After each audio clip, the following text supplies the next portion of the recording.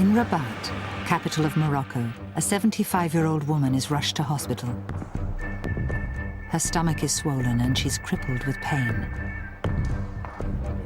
Doctors think she has an ovarian tumor and take her immediately for an ultrasound scan.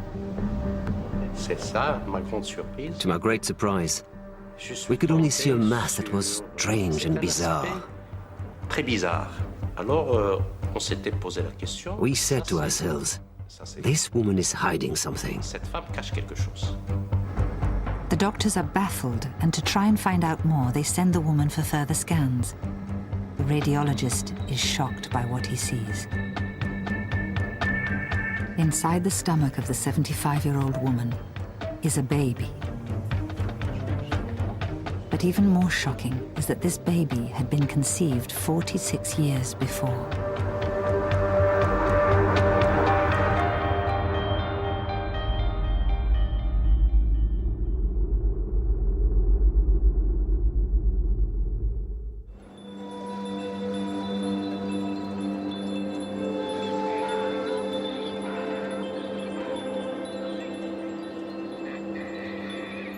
In 1955, in a small village outside Casablanca, 26-year-old Zahra Abu Talib was pregnant with her first child. I was very happy to be having this baby. I had cravings for everything. I had pains and bleeding. The baby wanted to come. But after 48 hours of painful labor, the baby was still not born. Zahra was rushed to the local hospital.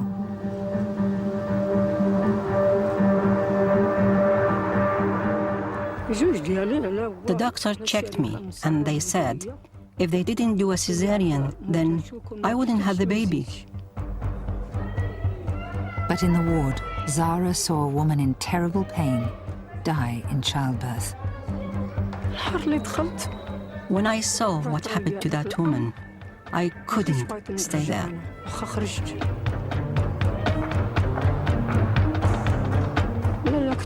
If I was going to die, I would rather die at home. Convinced she would suffer the same fate, Zahra fled the hospital and returned home to her village. I was like a crazy woman because I could not have a baby normally. I was in so much pain. In the days that followed, Zahra suffered excruciating labor pains, but still the baby would not come.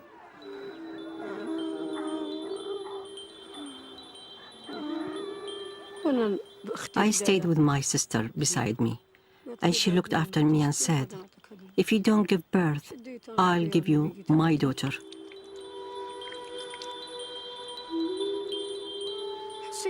I felt him moving. He gave me pain.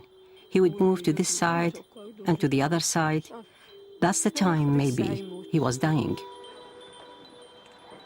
After a few days, the pain stopped, and the baby stopped moving. At a certain time, I couldn't feel him anymore. It was then that he started sleeping.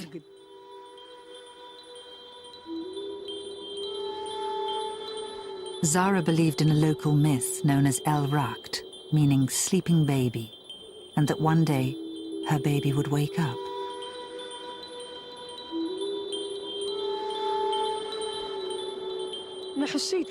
I could still feel him inside me, and I thought, if he wanted to stay sleeping, then I would let him stay. Soon villagers began to talk and came up with their own theories about what had happened to Zahra's baby. They said somebody must have cursed me.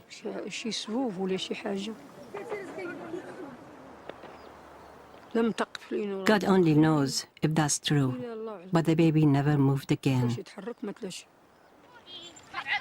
To try and forget the sleeping baby inside her, Zahra adopted 3 children. Her children grew up and had children of their own. 46 years later, Zahra's excruciating pains returned. her adopted son became worried about his mother's deteriorating health. I started taking her to the local doctors. The pain was making her feel heavy. She felt ill. Sometimes she felt weak. I took her to doctors in Casablanca. We took her everywhere. We tried everything. Then we heard there was this doctor in Rabat. Racked with pain, Zara was barely able to make the grueling 4-hour journey to the hospital in Rabat.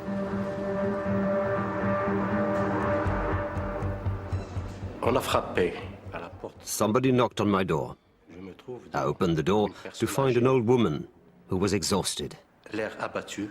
She had a protruding belly and was being supported by 2 people. Professor Ouazani suspected Zara had an ovarian tumor, which was causing her swollen stomach. He immediately took her for an ultrasound scan. When I saw the scan, to my great surprise, I discovered a mass that I couldn't identify. I couldn't even guess what it was. It was strange and bizarre.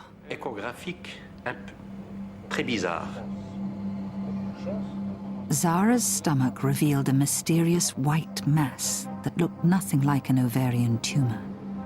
Baffled, the doctor sent Zara to a specialist radiographer for a second opinion.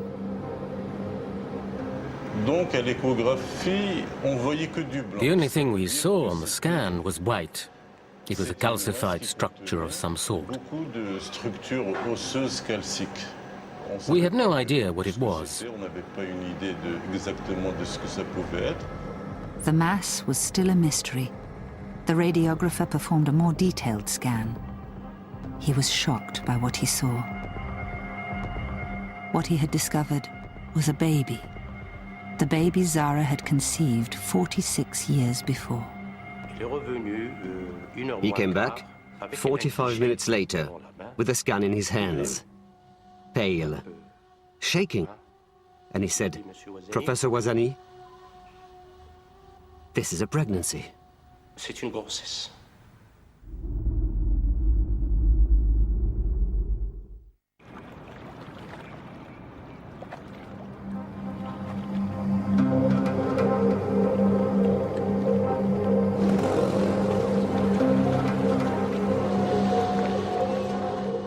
In a hospital in Rabat, Morocco, an incredible discovery had been made. A scan of 75-year-old Zara Abu Talib's abdomen had revealed a baby conceived almost half a century before. Doctors could not believe what they had found. I was so surprised that I did a scan again, and it revealed a pregnancy, an ectopic abdominal pregnancy. Ectopic means out of place, outside the womb. In a normal pregnancy, the fertilized egg travels down the fallopian tube, implants and grows in the uterus. In an ectopic pregnancy, the egg implants in the fallopian tube. In extremely rare cases like Zara's, the fetus bursts out of the fallopian tube and then develops in the abdominal cavity. Most fetuses cannot survive past 3 months here.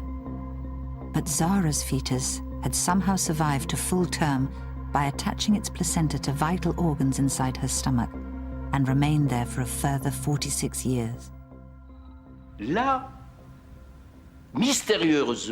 Mysteriously, a part of the fetus remained connected to the mother's blood supply and continued to grow.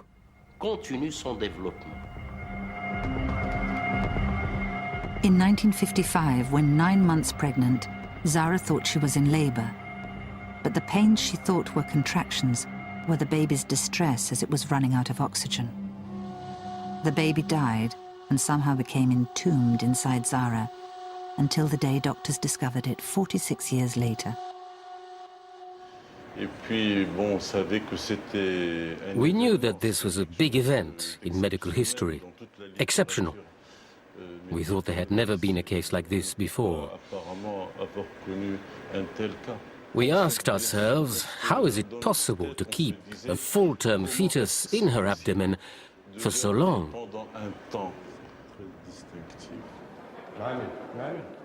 Professor Ouazani was faced with the difficult decision of whether it was safe to risk surgery to remove Zara's fetus. In Zara's case, the danger was that she would bleed to death on the operating table as they separated the fetus from her vital organs. It took 5 days to decide on what to do. And the decision of whether to take this risk was not easy for me. I had to isolate a body from within another body and remove it. It was attached to her internal organs, bladder, stomach, veins. Anything could happen, especially with a 75-year-old woman. Despite the risks, Professor Ouazani decided to go ahead with the surgery to try and remove the fetus and free Zara from pain. Zara was now faced with the cesarean she had run away from, terrified, so many years ago. But this was no ordinary delivery. Though doctors knew that Zara's baby was inside her, they had no way of knowing what it would look like, or how difficult it would be to free it finally from Zara's body. When we opened the abdomen, we came across a mass under the skin. The surprise was to find a mass that was as hard as rock. It was like the scalpel was hitting a stone. They found that not only had the baby somehow turned to stone inside Zara's stomach, it had also fused with her abdominal wall and vital organs. The first attachments were so glued to the skin, we thought to ourselves, maybe we should stop. Despite the risks, doctors decided to continue to remove the baby from its tomb. The operation was to last for hours.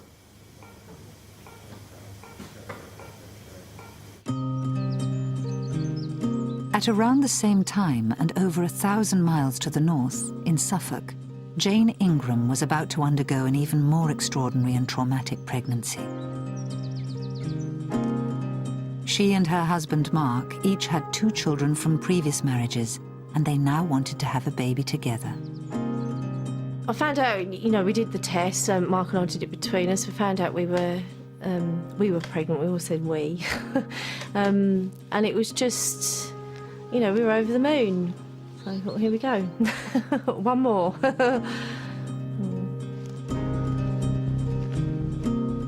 But the next day, Jane began to experience strange pain and bleeding and went for a scan. She and Mark were told they were expecting twins. I was excited. I thought it was good. Nerves were playing a part because it was just the logistics of it all, and nappies and feeding. It was very daunting, but I was looking forward to the challenge. I thought we'd be up for it. This was just the first of many dramatic developments. Although weekly scans showed the twins progressing normally, Jane was still bleeding and in great pain. We were coming from the 9th into the 10th week of pregnancy. It must have been about 2:30 in the morning, and I was like laying in bed and the pain woke me. I literally crawled along the floor into the bathroom where I managed to get onto the toilet, and I had a huge blood loss, and the pain, it was just the pain. I cannot describe the pain. It was awful, absolutely awful. And I was just wringing wet with the sweat of the shock of it all. She literally collapsed in pain and covered in blood, and I was very concerned. Not quite panicking, but pretty close. And I said, Mark, I'm dying here, that's it, it's my lot, you've got to get me to hospital. I'm not going to live, I'm not going to survive this. This is not right, this pregnancy is not right.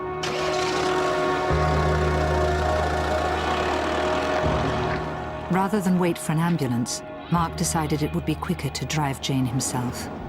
And every bump we went along on the road, in the car we got, and every bump, and I thought, for God's sake, just slow down, and he's in a hurry. I said, it just hurts too much, and I was crying, and I said, that's it, I'm not going to survive this, I just said, I don't think I'm going to leave. And he said, don't talk like that. And I was frightened. I was frightened that that was it.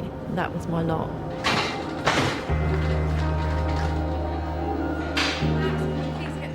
At the hospital, doctors suspected Jane was having a miscarriage because of the extent of her blood loss and pain. She was taken for a scan where she and Mark prepared for the worst. But the twins appeared to be okay. It was a huge relief to see them alive. It was like two little spiders, just legs and arms and like a little body, and, you know, bouncing around on the scan, which was lovely to see. And I thought, well, you know, you saw the two heartbeats, and you thought, well, they're still there. They're obviously holding on to their roar. The doctor said one does seem to be distressed, but not unduly. He said it's probably just one of these things. Don't panic about it. You'll see as things settle down if the blood stops or whatever, and it did.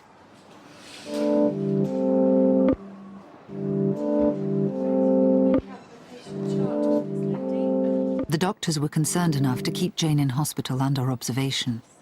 After a week, everything appeared normal, and she was sent home.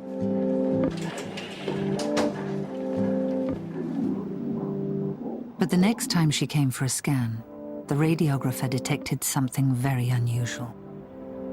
She was there for about 5 minutes going over and over with the probe over my stomach. And I said, is everything all right? And she said, Mrs. Ingram, she says, you're expecting triplets. I went, pardon? She said, it's 3. It was just a shock. And I think out of everything that's happened to us, that is a shock I won't get over. Yes, you're having triplets, you're expecting triplets, you're having 3 babies. With 4 children to support already, Jane wanted to break the news of triplets to Mark face to face. And I said, I think you better sit down. And he said, well, no, what's happened? And he said, oh, don't tell me. He said, you've miscarried, that's the end of the pregnancy, because that's what he was thinking. I said, no. I said, it's much more than that. He said, what's that? I said, it's triplets. And he just went quiet, and he just went green. His colour just turned green. Chaps in the workshop were taking the mickey out of me. You know, because it was twins straight off, and then it was triplets. Then there was a big joke. I was the butt of a few jokes on that one, but that was great. That was a great feeling, magical. We went to bed that night, and I'm lying in bed that night, and Mark's sort of just going off to sleep, and all these things are going around in my head. And then I thought, just have a quiet moment, just reflect and have a quiet moment. And I just dug Mark in the ribs with my elbow. And I said, Mark, he said, what? I said, this pregnancy's still not right. It still doesn't feel right. There's still something wrong. I said, I know there is. And he said, oh, for God's sake. You know, he said, you're worrying over it. I said, Mark, I said, it's not right. I said, it isn't because it's a triplet pregnancy. I still don't think it's right.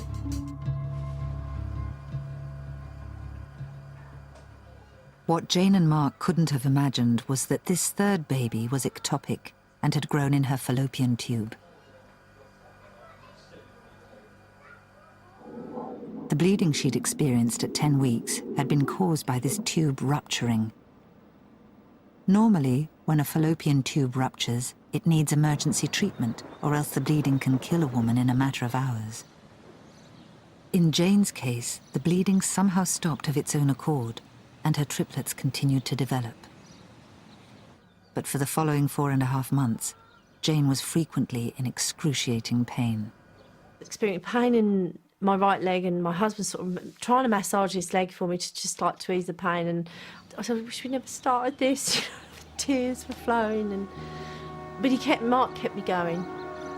He just kept me going. He said, we'll get there, we'll do it, you know, we'll get there.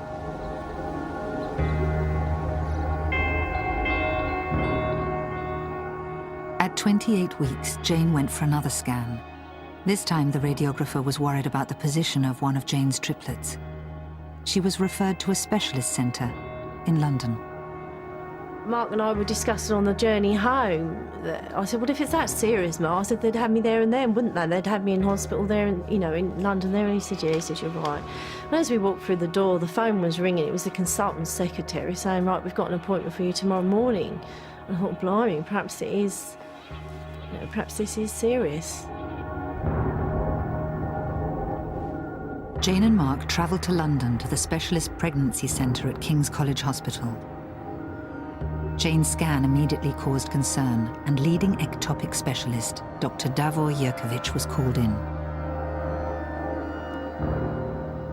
You could see the seriousness on his face. He knew this was serious. He said, the radiographer at your hospital has saved your life. And I was like, well, what's happened then? You know, what's wrong with the pregnancy? And he said, one of the babies is in your stomach cavity. And I was just... What Dr. Jurkovic had detected inside Jane had never been seen or treated before in medical history. Well, it's one of these situations when you do a scan and you have to ask yourself, am I really seeing what I think I'm seeing? The third pregnancy was very low in the pelvis, and I could see the cervix of the uterus. And behind the cervix, very deep in the pelvis, there was a third pregnancy. It was difficult to see because there were a lot of bowel surrounding the pregnancy, and bowel prevents ultrasound from obtaining very clear images. And it was very clear that this pregnancy is completely outside the uterus. What doctors now realized was that one of Jane's triplets had developed in her fallopian tube. The tube had ruptured at 10 weeks, but instead of miscarrying and causing critical bleeding, this third baby had miraculously attached its placenta to Jane's internal organs and continued to grow as normal. The ectopic placenta posed a risk to the lives of Jane and all three babies, as it was not only fused with her vital organs, but could rupture at any time, causing sudden and uncontrollable bleeding. We felt that there is a high chance that she may go into labor relatively soon. I told her that there are serious risks to her health and to the baby's health, and that we need to deliver her as soon as safe and practical. But Jane knew the next few days could be her last. Dr. Jurkovic wanted to admit her to hospital immediately. And I wasn't having any of it, because I thought, well, if I'm going to lose my life, I want to go back, see my children, see my mum, my dad, you know, my brothers. I said, at least if I die, I've got this memory to take with me. And I promised them any signs, anything that wasn't right, I'd come straight back. I promised them. We're just trying to distance ourselves from what we're going to have to face. We thought, well, let's try and recharge batteries, get back into what family life's all about. Then we'll face it when the time comes. You just got to support each other.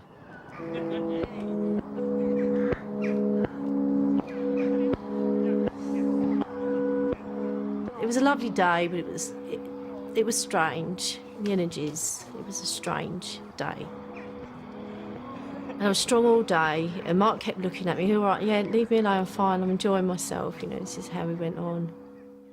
And that night, Mark and I went home. That night, Mark said, I'm just going to look up downstairs, you go off up to bed. And I said, fine. I just sat on the bed, and I just broke down. And I thought, they've got to come out, and they've never done it before, you know, and how are they going to do it? And I just howled, and Mark came up and he said, thank God for that. And I said, what do you mean, thank God for that? You know, I'm breaking my heart here. And he said, it had happened. He said, you were being too strong, Jane. You're too strong. You've got to break at some point. He said, and I'm glad you've done it now.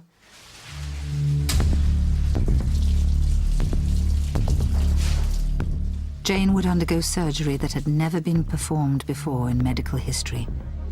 Doctors estimated there was only a 60 million to 1 chance that Jane and all her babies would survive. I mean, you've got more chance of winning the national lottery. 60 million to 1. Horrendous odds.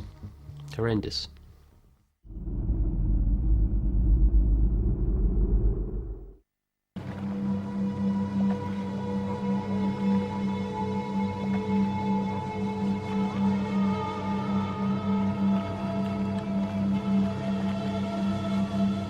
After discovering the fetus that had lain inside Zara Abutalib for nearly 50 years, surgeons decided to go ahead with the perilous surgery to remove it.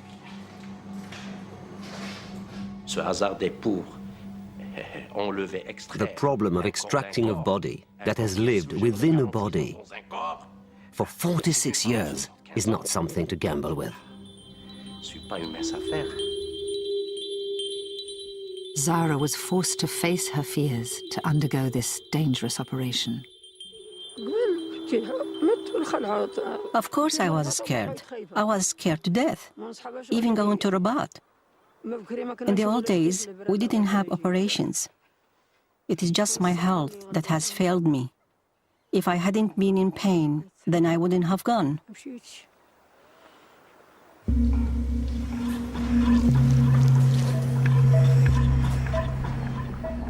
Surgeons had no idea when they began the operation just how fused Zara and her baby had become. They began to separate the fetus from the abdominal wall before attempting the dangerous procedure of detaching it from Zara's vital organs. Any minor slip of the scalpel could have punctured these organs and cost Zara her life. Alors vraiment, parce que la tête, the head was encrusted, pinned inside the bladder, and needed precision and meticulousness on our part to push aside the bladder without wounding it. Écartez cette vis-ci sans la blesser. Il y avait une main qui d'ailleurs. There was a hand that was problematic because it was calcified and intertwined with the intestines. Les intestins. It took surgeons almost 4 hours to separate the baby from its mother. They worked carefully and cautiously and finally removed the fetus from its tomb. Zara survived the dangerous surgery, and after 46 years, she had finally given birth to her baby. Doctors had never seen anything like it before. C'est formidable, c'est quoi? It was amazing. An incredible surprise. It was completely calcified. The fetus removed from Zara's stomach weighed 7 pounds and measured 42 centimeters in length. It looked as if it was made of stone, yet eerily retained some of its human features. But to Zara, it was the baby she had been pregnant with so many years ago.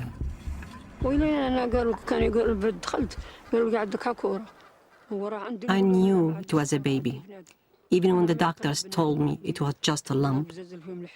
It was a baby. It was a child.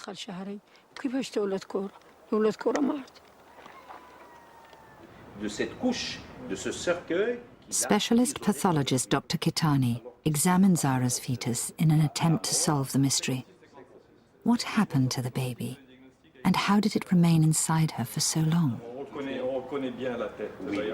We recognize the head. The right arm is clearly visible. The fingers are perfect. Here we see the longer limb and thigh.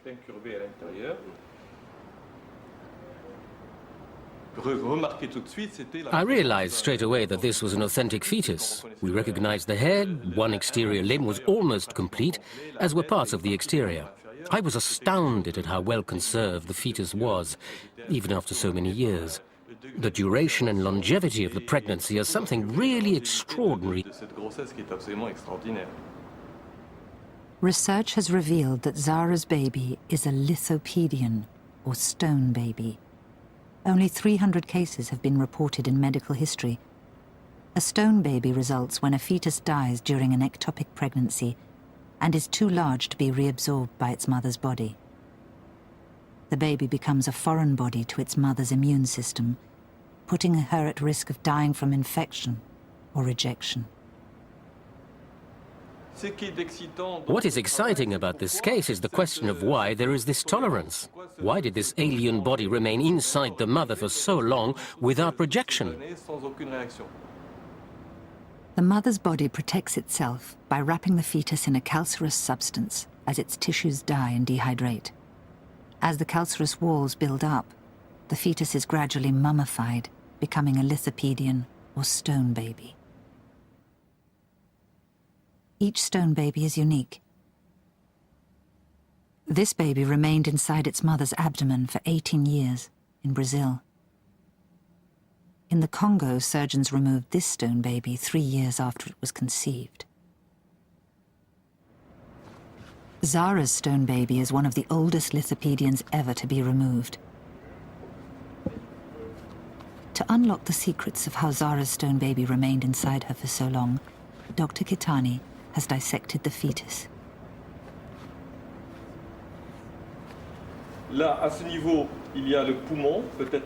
Here we see the brain, the spine, the kidney, the liver, and the digestive tract. And here you see the calcified layer around the fetus.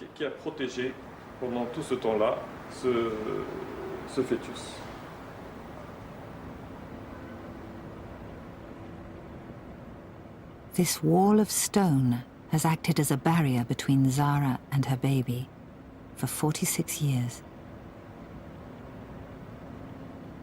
Effectivement, c'est un miracle. It is a miracle. A miracle that she survived all of these multiple complications. A dû faire Any of them could have killed her. à plusieurs complications. She could have died from any of these things. Hemorrhage, infection, sepsis, and rejection. Problème d'occlusion, problème de rejet. An ectopic pregnancy that reaches full term and remains inside its mother for 46 years is unprecedented in medical literature.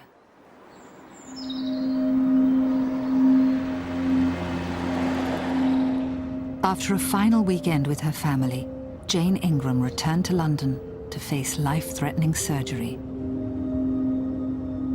Doctors would attempt to remove the two babies growing normally in her uterus and try to save the life of the third baby, growing ectopically in her stomach cavity. You don't want to think of the worst.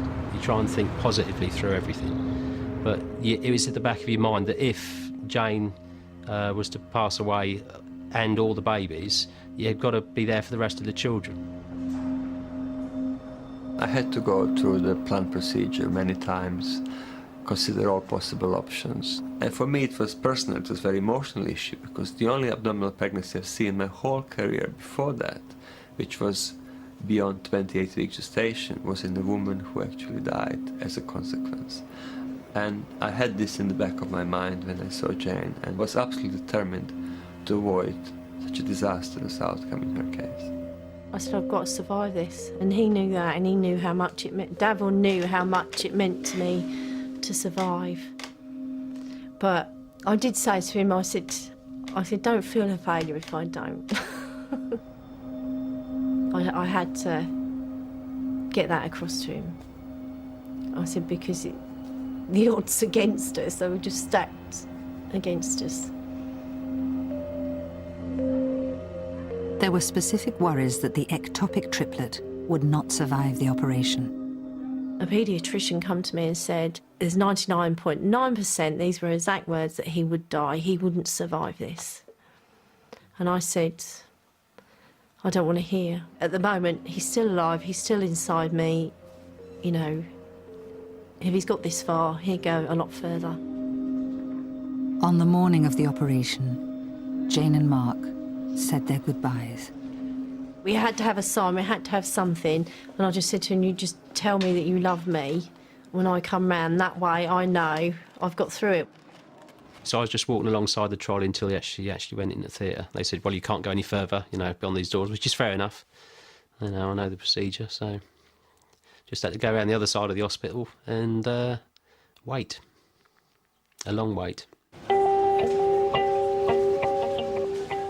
The ectopic placenta was so attached to Jane's vital organs, it would be easy to rupture it during the operation, causing massive internal bleeding that would kill both mother and all three babies. A team of 26 specialists had been gathered in order to cope with any number of critical situations that could have happened: high-volume blood loss, organ failure, and cardiac arrest. We decided to make a relatively large cut on her abdomen, which will give us enough space to manipulate the babies and deal with the major bleeding should the bleeding occur. Two baby girls, Olivia and Mary, were delivered from Jane's uterus first. The movement of their delivery alone could have disrupted the ectopic placenta. After the 2 babies had been delivered safely from Jane's uterus, the most dangerous part of the operation began, finding and delivering the 3rd baby from Jane's stomach cavity. Once uterus is emptied of the 2 babies and shrinks in size, the placenta of the 3rd baby, which was attached to the uterus from the outside, could be disrupted. And just the process of uterine shrinkage could have actually caused bleeding inside the abdominal cavity. I was sitting outside the corridor, literally where the operating theatre was. You're sitting there and your whole life could potentially fall apart. You know, you could lose your partner, kids, and then you have to restructure your whole life. It's so hard to explain. It's like a vacuum. You're just like living in a vacuum. But at the same time, it's fingers crossed, you know, just trying to stay positive, think, well, you can do this, you can do this. You just got to hang in there.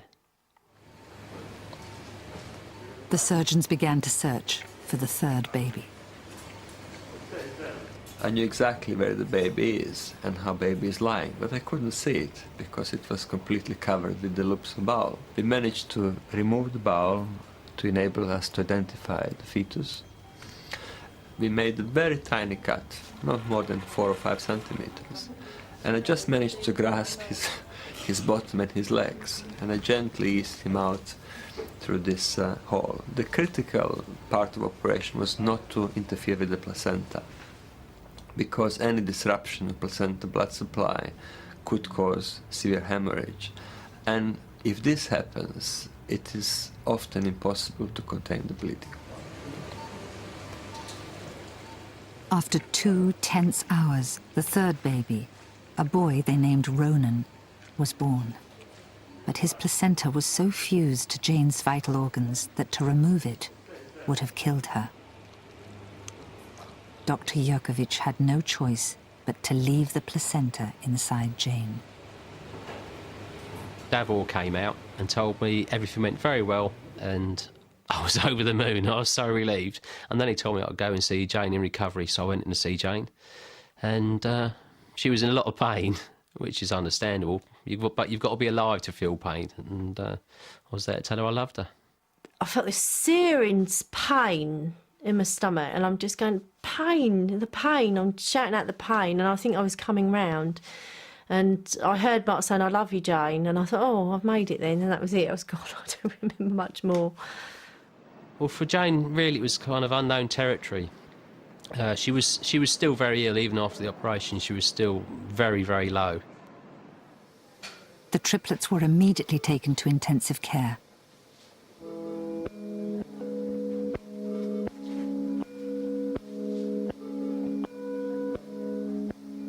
As soon as we finished the operation, we were focused on the babies, because we had no idea whether the babies will be healthy and able to cope with the extrauterine life or not.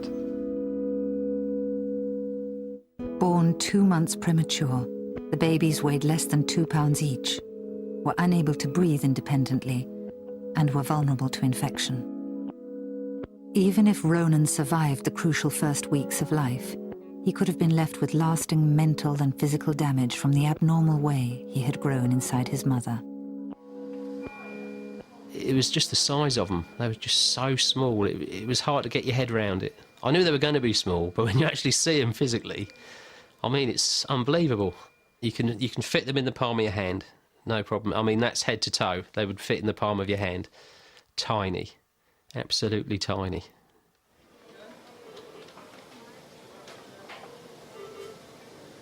I remember being wheelchaired into this special care baby unit, and I remember holding Ronan, and they were so tiny yet they were so hairy. They were like tiny little baby monkeys. That's the only way I can describe them, really. And I remember spending some time with them, not very long. I was just watching, I was just fascinated that they'd got through what they'd got through. Although she had survived the surgery, Jane's life remained in danger from the placenta left inside her. I felt very relieved and very happy, but once you resolve one problem, you think about the other one. So I was worried about possibility of delayed hemorrhage. Then I was worried about possibility of infection, possibility of sepsis, which is also a very serious complication which can endanger mother's health. The triplets' birth was in itself a medical miracle, but their survival depended on their progress in the weeks that followed in intensive care. And I mean, they can get very ill very quickly. So it was still like you were skating on thin ice. You weren't quite there yet. You weren't quite out of the woods yet.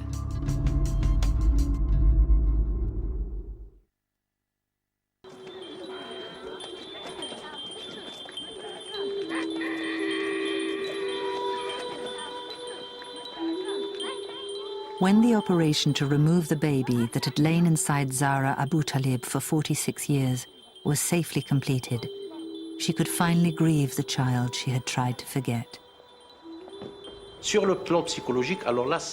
On a psychological level, it is my belief that there was a certain sadness. She was mourning for her dead child.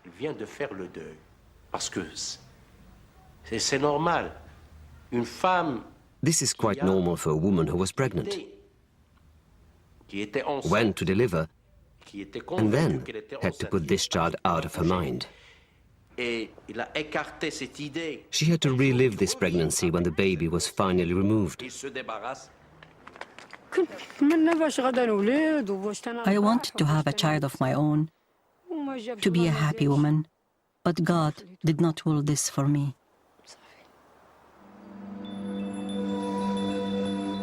In a twist of fate, it was Zahra's fear all those years before that probably saved her life. Lack of technology in 1955 meant that Zahra's doctors had no way of diagnosing that her baby had grown in her abdomen. Had doctors attempted a cesarean, they could have cut through the placenta attached to her organs, and Zahra could have bled to death. I can forget now and put everything in the past.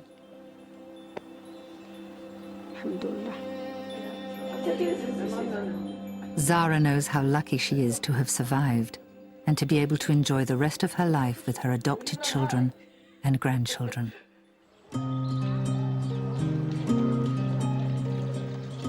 Ectopic pregnancies rarely have a happy ending, but against odds of 60 million to 1, Jane Ingram and all 3 of her triplets survived. After 10 weeks in intensive care, the triplets were finally well enough to go home. Despite fears about the placenta left inside her, it eventually shrunk, and Jane made a full recovery. Today, the triplets are almost 6 years old, and amazingly, all 3 have developed normally, both mentally and physically. They've all got their own little character. Ronan likes to be into everything. He's a little rascal. Olivia, far more sensitive, and Mary's more of a joker. So they've all got their own little personalities, which I wouldn't want to change. When I want to grow up, I want to be a fairy. You want to be a fairy? When I want to grow up, I want to be a police. I get guns. Ronan Ingram defied impossible odds to survive an ectopic pregnancy. He has since astonished the medical world by developing completely normally. He's always been different. He's a normal child in every sense, in every way, but he's very much an individualist. And I'm so big. You want to be a police lady, and what are you going to be? And I don't vampire. Get married to vampires. I think Ronan was a strong little boy anyway. From the day he was conceived, he was meant to be here. He wanted to do it his way. He wanted to prove the medical profession wrong, and he did. The Ingrams' survival was a medical miracle, but it could have been a very different story. Once detected, pregnancies growing outside the womb can't normally be allowed to continue, as the risks to the mother are too great. Had Ronan not stayed hidden from view during the first part of Jane's pregnancy, then he would never have been allowed to develop as he did. It would be very dangerous to assume, bearing in mind Jane's experience, that it would be reasonable to allow pregnancy within fallopian tube, which looks superficially normal, to progress in a hope that it will end up with a healthy baby. The risk to the mother is so high that entertaining such a pregnancy would be completely unjustified. Where's Ronan? I don't know, he's gone right over the back up there. In 1955, there was nothing that could have been done to save Zara Boutalib's baby. But thanks to modern medicine and the doctor's skill, Jane and Mark Ingram can now enjoy life with their miracle triplets. You've got to stay together. You've got to be strong for each other. You've got to support each other. There's no point being half-hearted in anything. You've got to focus totally on what you've got to do. See it as a challenge. For whatever reason in life you've been given this challenge, you just have to rise to it and do it. Because there's always somebody worse off than yourself somewhere in the world. So there's no good being down on yourself or negative with each other. You've got to be positive, be strong, and just face it head on. Well, in a coma from the age of 3, but still with the ability to apparently cure people of their illnesses. The Girl Who Makes Miracles is next Monday night at 9 on 5.